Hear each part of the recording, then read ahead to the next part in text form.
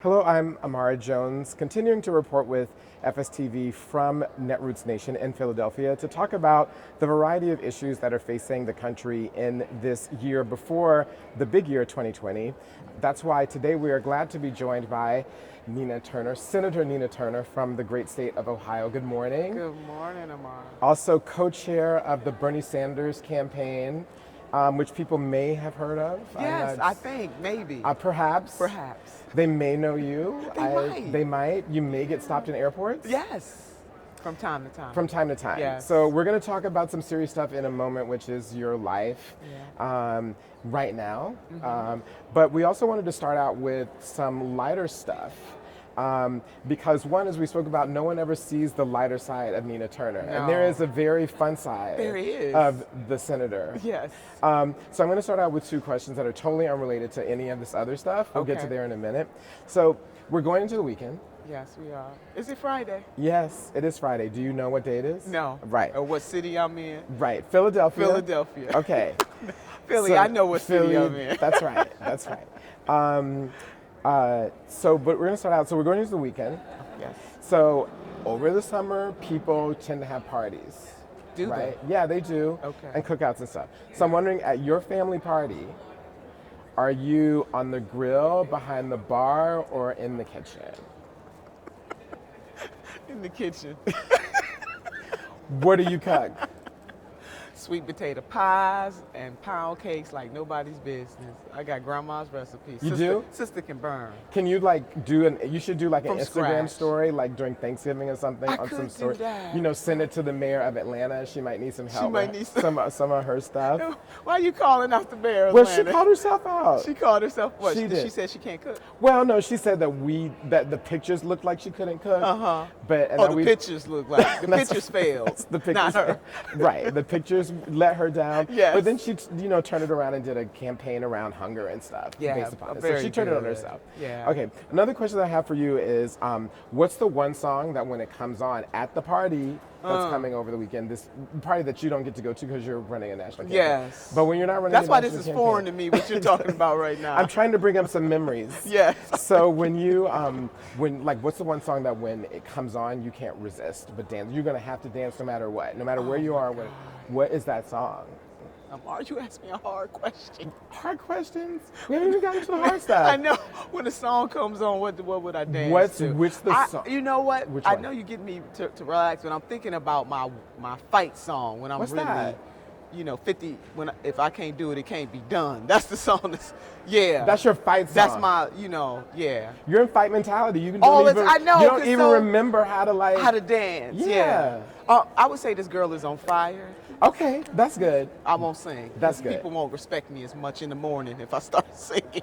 That's good. Yes, but because What's- instantly when you asked me that, I went into work mode. What's your song? I know. One last. What's the song with your husband that you get on the dance floor? Like when he's like, "Okay, come on, Nina." How can you mend a broken? Al Green, any Al Green, Any Al Green. and Luther, baby. Any Al Green does it. Bring Al Green and Luther. Love will make you do right. Ooh, It'll make you do wrong. wrong. That fits It really politics does. too, baby. It really does. Yeah, you see, I keep going back. You trying to I get me know. to I lighten know. up, but Okay. I keep. All right. All I right. So keep let's go. going Let's go back. where you want to go. You can only can't ask help the it. question so many different ways. Okay. So you are here representing your campaign. Yes. Which makes sense because we're at Netroots. Yeah. Senator Sanders is a progressive. This is a place where progressive gathers.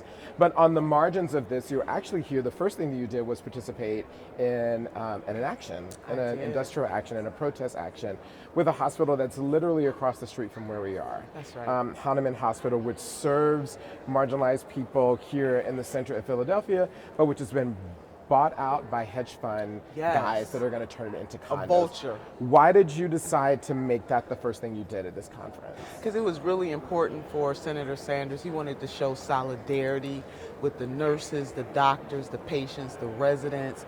And also, Amar, what rarely happens at rallies like the one we attended yesterday was even other hospital workers were there. The workers that actually cleaned the facility were standing in solidarity too, saying, don't forget about us. We might not be Right. nurses or doctors, but we are part of the whole. And I was so vitally impressed with the collaborative nature, the communal nature of the protest slash rally to save Hardeman Hospital yesterday. But Senator Sanders has been talking all along, all of his political life, about the need to change a rigged system, and part of that is having Medicare for all. And so we definitely stood in solidarity, and I mean that, because it's not about us and our campaign coming in to take over. No, we're coming in to be side by side. And so it was a wonderful way to start off bad, in terms of we have to fight this kind of thing. Right. But in terms of the context of a Netroots conference and having progressives converge in the city of Philadelphia, to be able to stand in solidarity with the citizens of the city who could lose this hospital was vitally important to the senator and our campaign. I mean, the way in which there's no way for people or organizations to figure out what values come first, right? So under our current system, you can be a hedge fund organization, swoop and close a hospital, and that's it. That's flat. You can, and it should be immoral. One of the reframes I used in my remarks yesterday was that it was a sin and a shame. There are about 2,500 folks who work at that hospital who are in limbo right now, not knowing whether or not they're going to have a job today, tomorrow, 10 days from now, a month from now. There are 500 patients who are residents at that hospital, and we got a chance to hear from one. Her name is Maria, and she's battling cancer right now. And for her to pour out her heart, you could hear a pin drop at a rally, which is rare. But Maria's story is our story, the story of any of our family members, our neighbors, and we should give a about what is happening to that hospital, the residents there, the nurses, the doctors, all of the workers there, but more importantly, the community. As you really laid out, marginalized community where the poverty rate is really high. The Black maternal death rate is the highest in the nation in this city. I mean, Black women already have high maternal death rates as it is in the country, the highest in the country in the 21st century. Black women are at the top of that list, but Philadelphia over the top. Wow. And I was told that 800 women are receiving services there, pregnant women, and they received letters from the hospital saying, oops, we might not be open, might not be around by the time you give birth, so look for somewhere else to go. Imagine that, in America. Yeah. Well, we could spend the whole time talking about black maternal death rates and the way in which that's driven by race and racism, almost exclusively. It's actually has nothing to do with anything else. That's right. And that's according to the CDC. That's right. That is racism. Yeah, it's not just making it up. It's the truth. What's interesting is that this hospital, of course, serves majority people of color and majority people who are poor. And in terms of that population, there's been a knock on the Senator Sanders campaign that he has struggled with people of color, that he has struggled with Black and brown populations.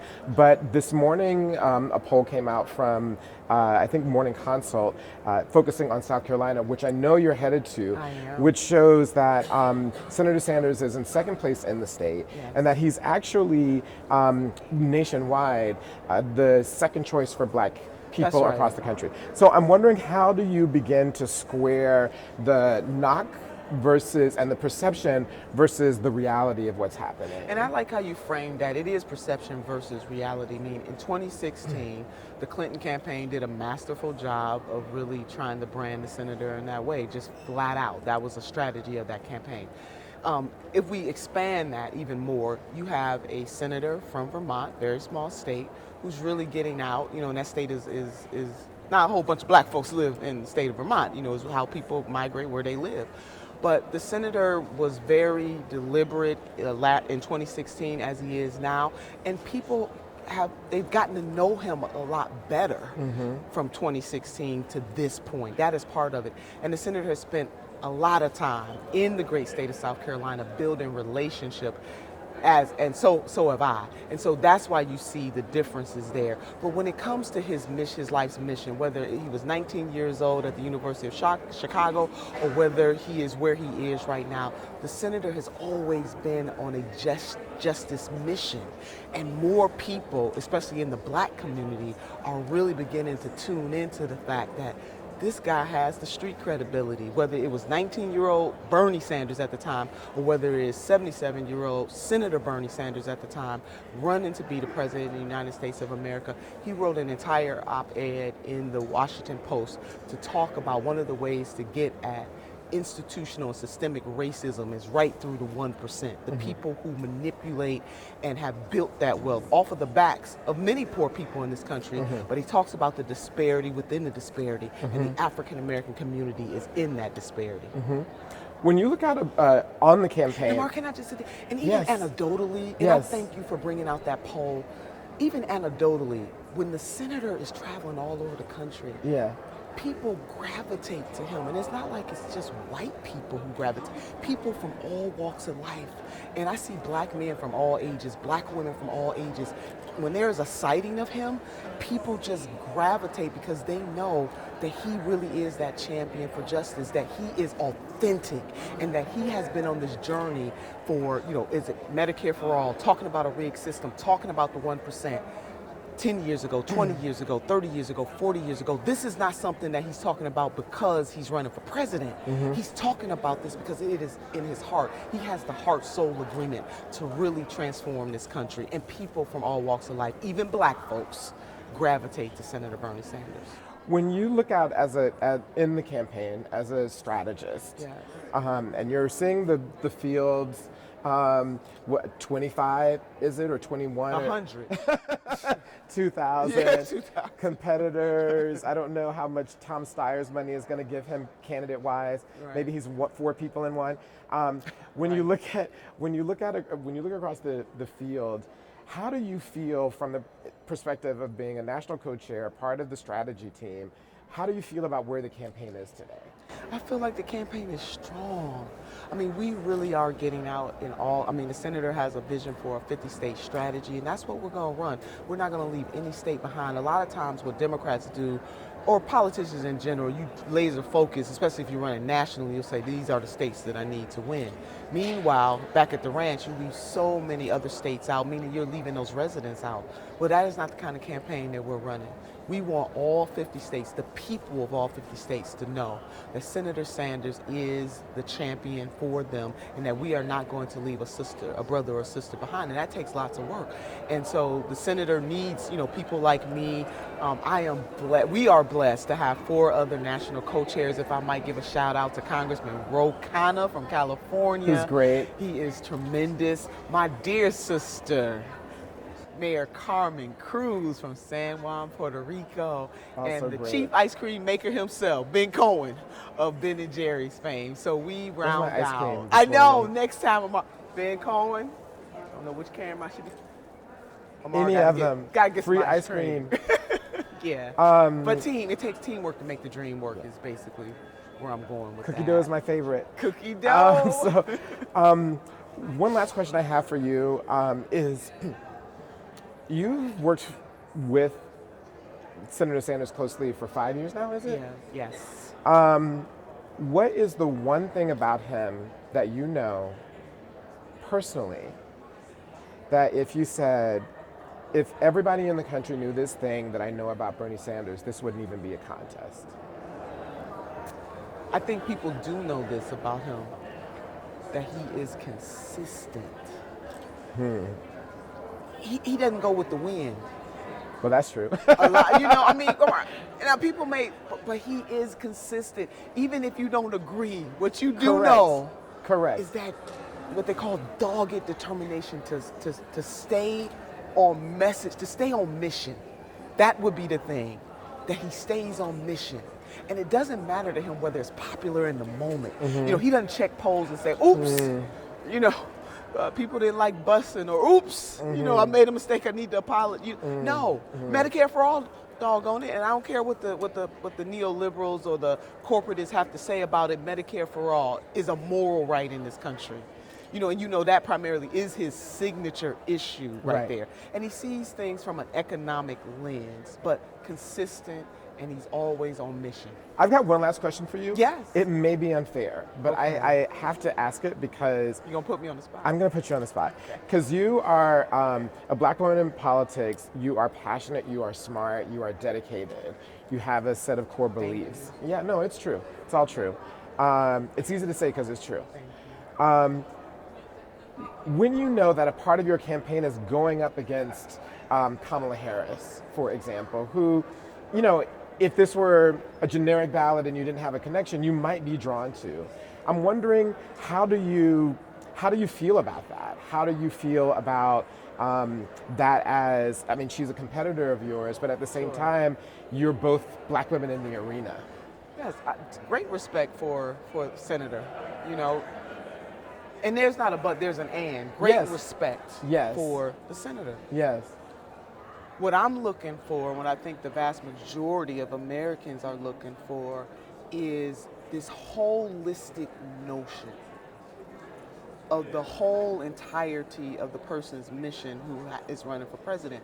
Not just what people are saying right now. And that would be for any of the senators' competitors, because they all want to be president. Right. And we are blessed in the Democratic Party, for the most part, Right. to have a very dynamic field. Right. And so I'm proud of Senator Harris. Right. That she's in this race. You know, I want to see more black folks run for president. Just wake up and say, "Ooh, yeah, I can be president." Yeah. You know, but for me, you know, Senator Sanders, as you know, that we've been on this journey for over 5 years right now. He is that champion that has constantly railed against a system that leaves too many poor, black, brown, white, indigenous, Asian American, you name it, the swirl in between, however we identify, you know, gay, straight, sexual orientation, religion. Yeah.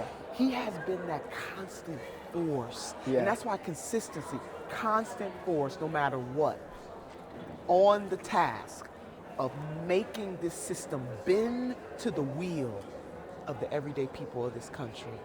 And that's something nobody can duplicate. Time on task, and that's Senator Bernie Sanders. But Well, he has no better champion than you. And I just want to thank you for sitting down this morning. I know that you have to go to a panel it's my soon. pleasure. Thank you for your courage and your passion, and all the best on the campaign trail. You got a long way to A go. long way to go. Look, a sister long usually wear way Converse. to I got my go. big girl shoes on today. And please try to get to a summer party so you remember I yourself. know, so I remember myself in my song. Thank It's you. very sad. Thank you for joining us at FSTV. Stay tuned for more from Netroots.